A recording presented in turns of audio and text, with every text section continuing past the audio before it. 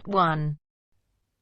You are going to listen to a telephone conversation between a caller and a call centre operator. As you listen, complete the numbered spaces in the identification form in the book.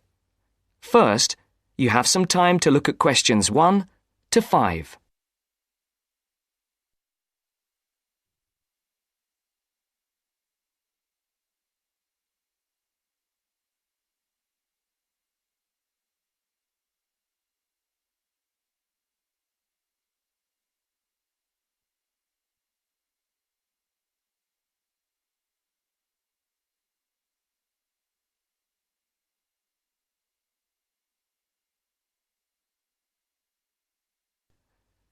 You should answer the questions as you listen, because you will not hear the recording a second time. Listen carefully and answer questions 1 to 5.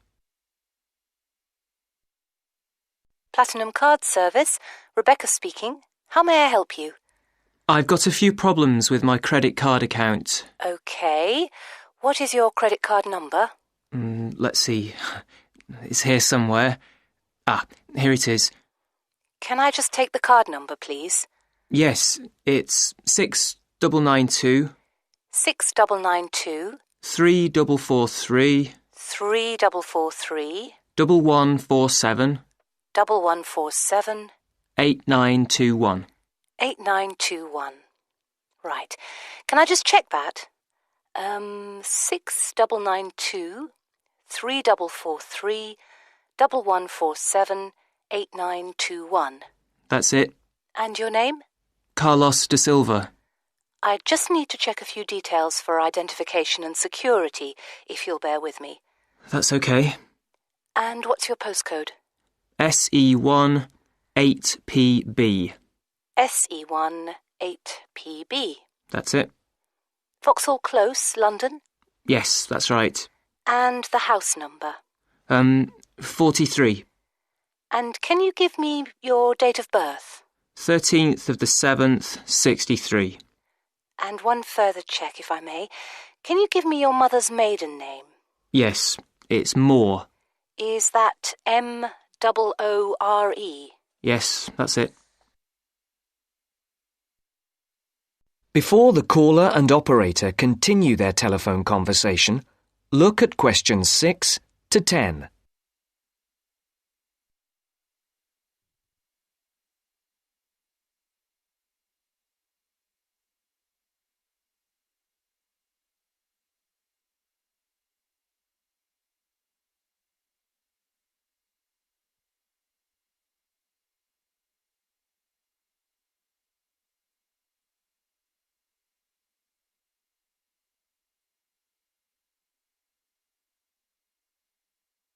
Now listen to the next part of the conversation and answer questions 6 to 10. For these questions, there are 3 alternatives: A, B, and C. Decide which alternative is the most suitable answer and circle the correct letter. Yes. Now, can we get on with this? Yes, sir, certainly. I'm sure you'll appreciate that all these checks are necessary for security reasons. So, what exactly is the problem? Problems? Okay. Well, first, your computer seems to have gone mad. I sent you £500 and on the statement for the account it shows that I only paid £300. Yes. The account does only show £300 was paid. Well, I paid the £500 in at the bank and I have my receipt, and my bank statement shows that £500 has been taken from my account. Oh, I see. What I'll do is check with the bank and see what they say. OK. You said there was something else? Yes, as if that wasn't enough. My account shows that £107.27 was paid to a company called Pan Express. I don't know who this is. Let's have a look. Well, it is genuine. I can assure you it's not mine. It was made on the evening of the 12th of May. Maybe it's a restaurant bill you forgot about?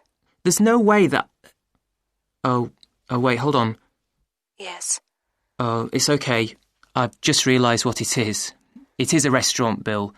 The name of the company is different from the name of the restaurant. My mistake. I'm sorry. That's okay. Was there anything else? I don't know if I dare. What is it anyway? Well, it's, the amount of interest seems to have gone up. If you look at your statement for April, you'll see that the rate went down from 16.27% to 14.99% that month. Oh, yes, you're right. Was that everything? Yes, basically it is. OK. And can you check my payment? Oh, yes, I'll do it. Can I phone you back? I'll be at home for the next 2 hours. I have to leave at 11. Right. What's your number? 020 7989 7182. Hold on. 020 7979? No, it's 7989 and then 7182. So it's 020 7989 7182. Yes, that's it. OK, I'll phone you straight back. Thanks. Bye. That is the end of part 1. You now have half a minute to check your answers.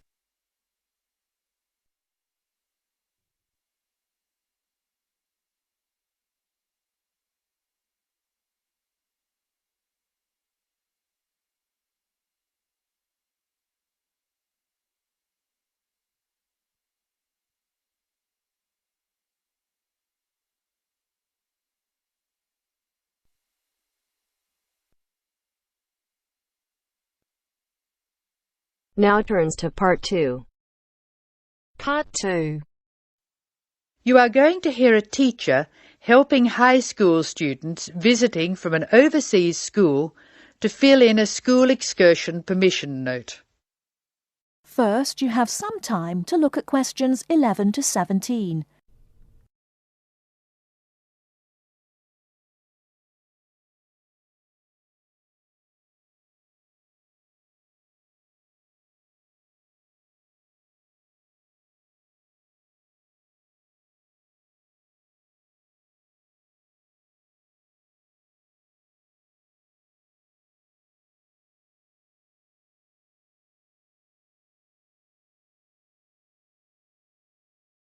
Now, listen carefully and answer questions 11 to 17.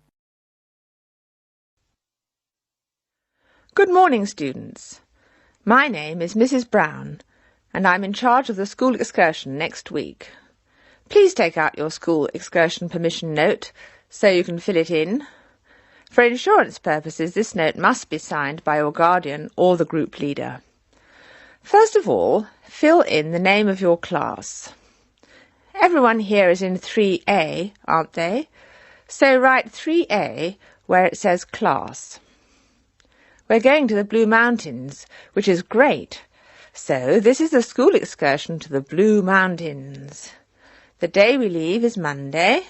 That's Monday, June 10. We are travelling by bus all the way, so we don't have to worry about changing trains or anything like that. The bus will leave from the front gate at 8 a.m. I know we usually use the side gate, but because of the roadworks we will be using the front gate when we leave. However, when we return, the roadwork will be complete, so we'll use the side gate. We expect to be back at 6 p.m. It's going to be a lovely day. Your teachers will give you tasks to do when we arrive. We'll provide fruit and fruit juice on the bus, but you must bring your own lunch.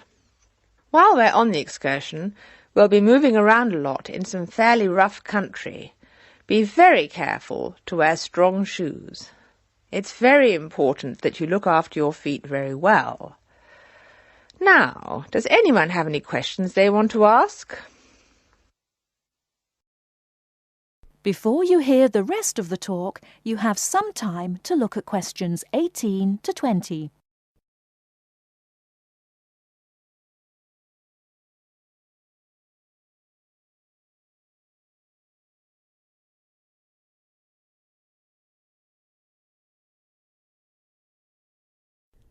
Now listen and answer questions 18 to 20. No questions? OK. I'd just like to fill in a few more details. The bus should arrive in the Blue Mountains at 11 a.m. We'll have time to do the first of our tasks before lunch. The bus is not a new one, but it does carry one piece of special equipment, a first aid kit. I certainly hope we won't have to use it, but it's nice to know it's there in case we have a medical emergency. The other class on this excursion is 3B, so I know it'll be a good day. The last time 3A and 3B went out together was a thoroughly successful excursion. That is the end of part 2. You now have half a minute to check your answers.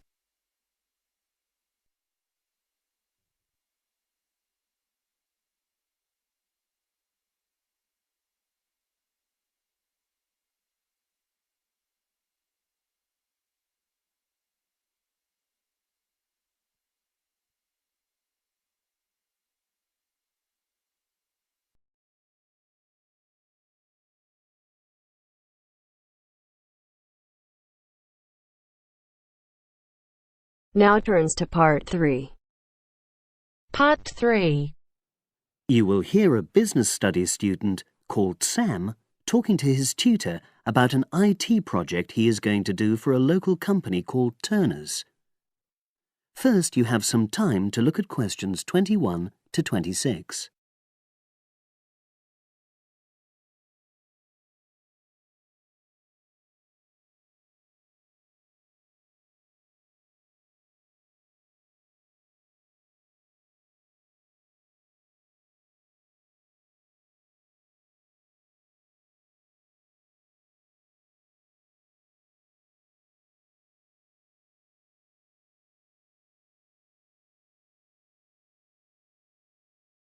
Now listen and answer questions 21 to 26.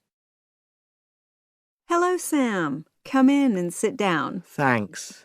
You're here to discuss your company-based IT project, aren't you? Yes, I've been to see the manager and he's given me a lot of ideas about projects that the company would find useful, but I wanted to ask your opinion about them before I choose one. Yes, that's fine.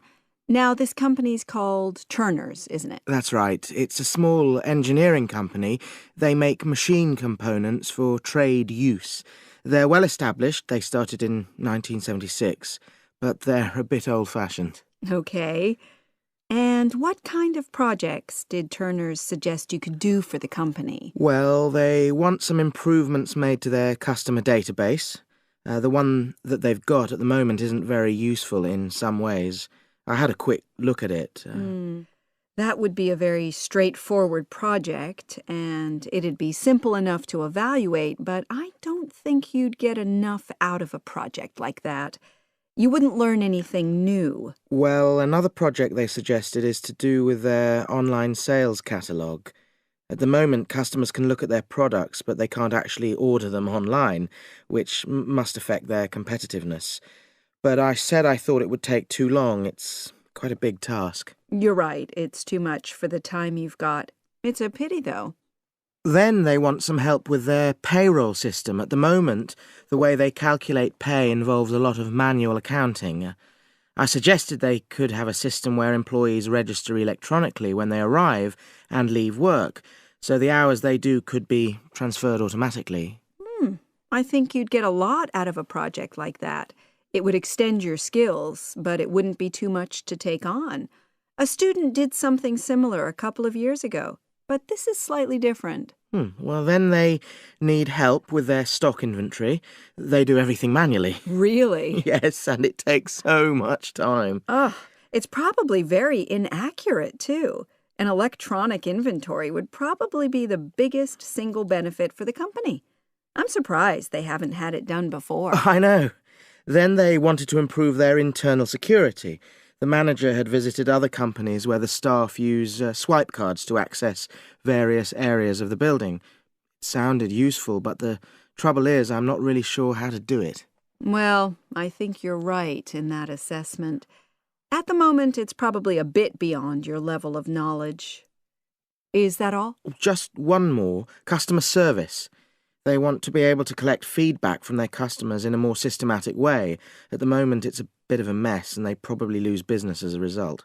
Would that involve you going to see customers at their own premises? Because in that case, you might have to do a fair amount of traveling, and that would incur expenses that haven't been agreed with these companies. I never thought of that. Well, it might not be a problem, but it's something that needs clarifying. Well, I hope that's been helpful in narrowing down the options. Yes, it has, thanks. I'll be able to make a decision now. But while I'm here, can I talk to you about coursework? Sure. Now you have some time to look at questions 27 to 30.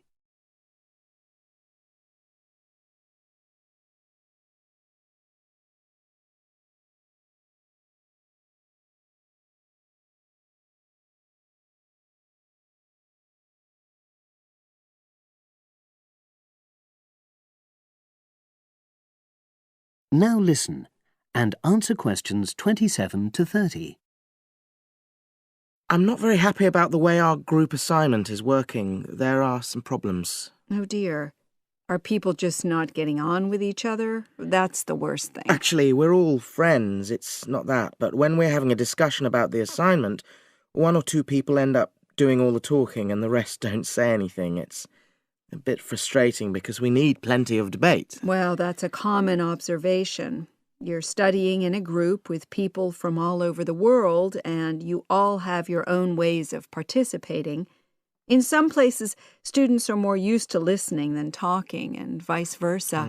I suppose you're right. I'll try to remember that.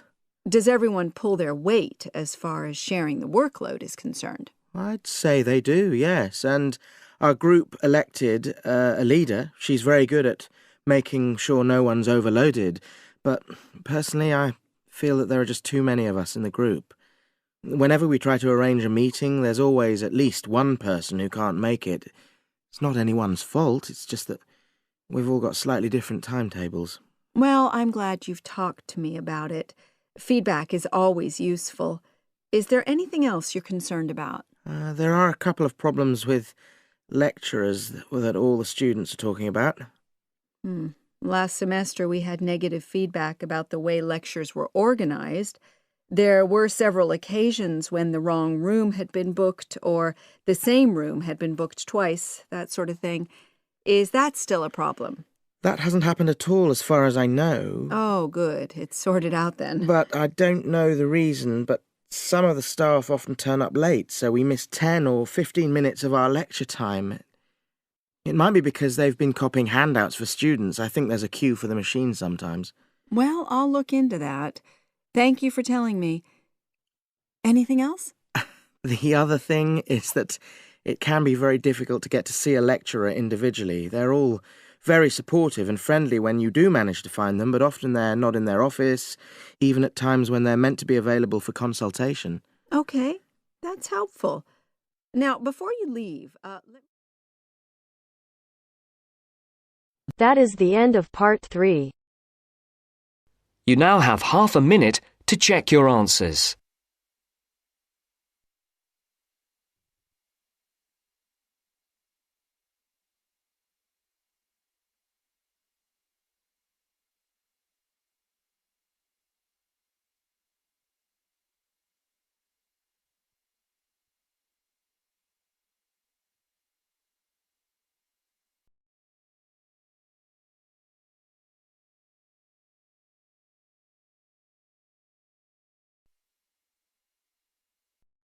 Now turns to part 4. Part 4. We'll hear a speech by the Student Union Vice President for Finance. First, you have some time to look at questions 31 to 40.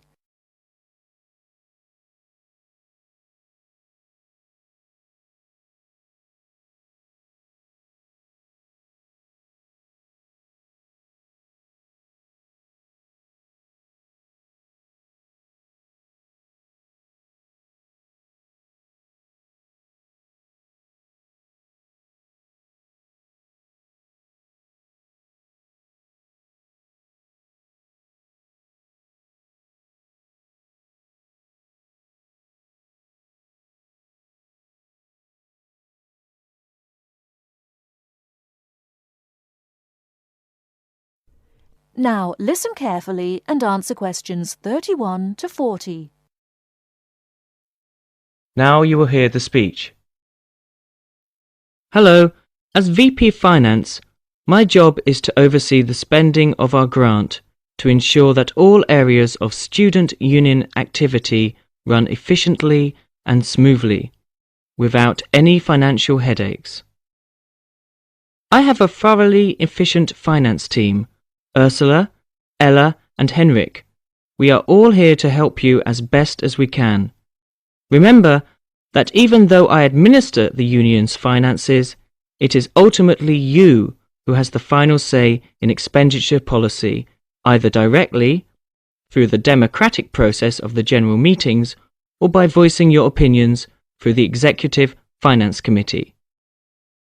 I would like to take this opportunity to thank last year's VP Finance, Martin Curry, for his excellent work in improving the financial running of the union to what it is today.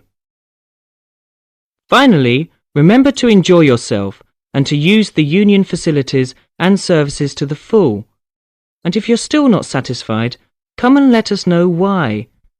Extra note, in order to maximise my time as VP Finance and to give a more efficient service to students, the Finance Office will only be open to students from 11 o'clock a.m. to 1 o'clock p.m.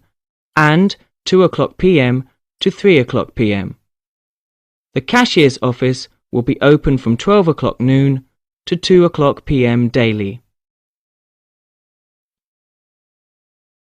That is the end of part 4. You now have half a minute to check your answers.